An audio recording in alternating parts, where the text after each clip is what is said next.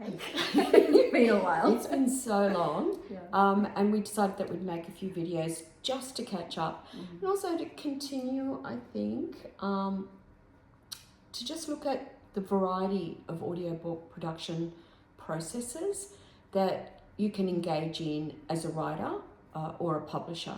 And a little bit more of an understanding, because even after something like 3 years of audiobook production, I'm still coming across a lot of people in the publishing industry who are a little bit at a loss about what exactly is involved in audiobook production. And because I think we're in a position where we are actually writer focused and writer driven. So most of us who are in our crew are writers and creatives. Even our audio engineer is in music and drama primarily. It's a different slant that we have on the whole audiobook production process. Yeah, very different from these podcast bros. Podcast. Nothing against them, but it's very different. It's a very different process, and a lot of people will tell you some tales. There'll be some tall tale telling in this particular program. We'll do some little separate videos, so we don't wear you out. But this is a little intro one, just to let you know how many different types of books we've been dealing with in the last few years. In the last few months, it feels a little bit like a few years. Well, I think that's because a lot of the books have been very therapy based. It feels like we've done a lot of emotional work. We have therapy every time we do a therapy book. We all sort of devour it. We talk about it with the author. So maybe we start that. Well, I'll just give you a rundown of the books that we've done. So we have done some therapy books. One of them is Pain as a Portal. Pain as a Portal. Took me a while to get my head around that. That was written by April Simone, who is a therapist and who really wanted to self-narrate her book. We also have Gaia Village. We looked up the right pronunciation. Gaia Village. Gaia Village, which was narrated by Nikki Wichelau, and Sayeko Angwin wrote the book. And it's only a brief book, but it's very channeled, very heartfelt. A lot of sound effects and music. Yeah. Beautifully textured with the music. Oh, and just sort of, kind of constellated with all these different kind of audio textures that really kind of emphasised exactly what Sayaka wanted to do. We've had inspirational books like Captain Michelle Huntington's book, Lady MacGyver, which was full of adventures and very funny adventures as well. And she's self-narrated. And we've got, steamy thrillers like No Wolves in Los Angeles. Very sexy. Very sexy and a lot of fun.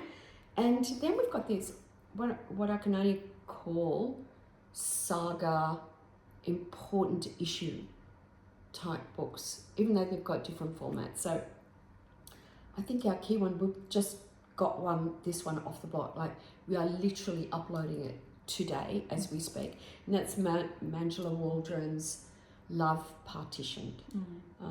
I'll go on at length about that one, but that's about the partition period in India, and Manjula is a woman who's been married and living in Australia for many, many years, but in fact is a Stanford scholar and a scientist in her own right.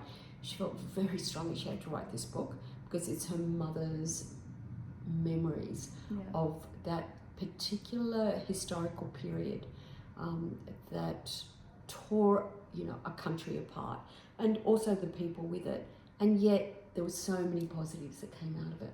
So it's just a gorgeous book. And more locally, we've had books that have dealt with Indigenous issues in different ways. So Some People Want to Shoot Me, amazing. Written, by Wayne Bergman and Madeleine Dickey, an Indigenous leader in the Central Australia, and co-written with Madeleine Dickey, who is a really wonderful journalist who lives out in Western Australia. And having two narrators, having a narration in that book that describes an episode that had to do with land claims. So just full, that one is actually an adventurous book, but the title. I mean, I think that says it all. It's very powerful. In fact, Madeleine said, these were the first words that Wayne ever spoke to me when he came to my office, and he just said, you know what, there's some people who want to shoot me. And I think that sets the tone for the whole book. Yeah. And dealing with both of them was just a pleasure and an honour, just great. And another memoir that we have right now with an equally powerful title is When Time Means Nothing. When Time Means Nothing, yeah. About the stolen generation, you know, and we've just received this book. I feel like we've received it on a tablet. You know, it's I've started to read it, and it's just stunning. And we will be doing an audition call out for that very soon. That's going to be a very special book, and Judy, who's written it, took her 16 years to write it, is a very special person. Some very important issues there. And yet another layer of Indigenous history, which is beautiful biography, art biography of called Fiona Foley, Provocateur, about an iconic Indigenous artist who's really broken new ground in terms of art in Australia, let alone Indigenous art. And, you know, that was just beautifully written. And the author is a Bajala? Fiona Foley herself is a Bajala woman. Yeah. And I think that's Magnetic Island. Yeah. And we chose a narrator who is a Bajala woman. Now, that was just by accident. We were looking for an Indigenous person who would voice the parts where Fiona Foley spoke. So she happened to be a Bajala woman, and so there was a lot of synchronicity there. We'll talk later about geographically how all that works, since everyone is in totally different parts of Australia and sometimes the world.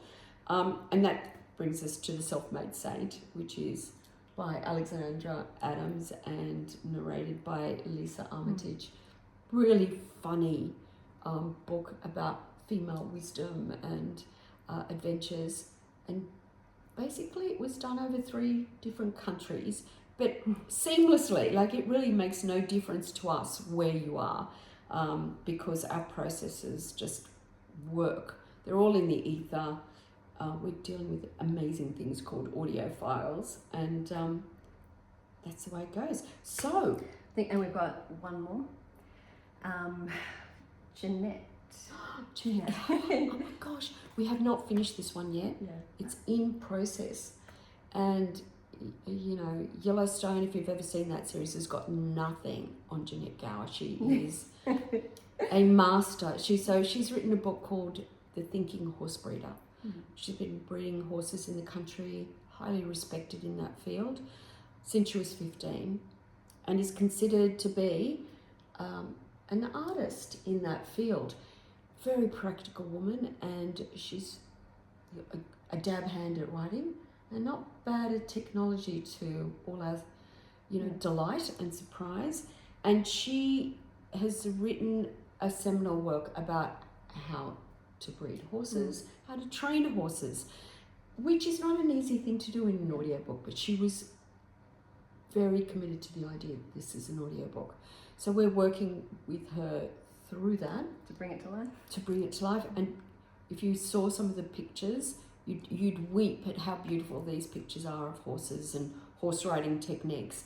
And that kind of collegiate spirit that happens between a horse and a rider and a trainer when they are really in each other's energy. Just gorgeous.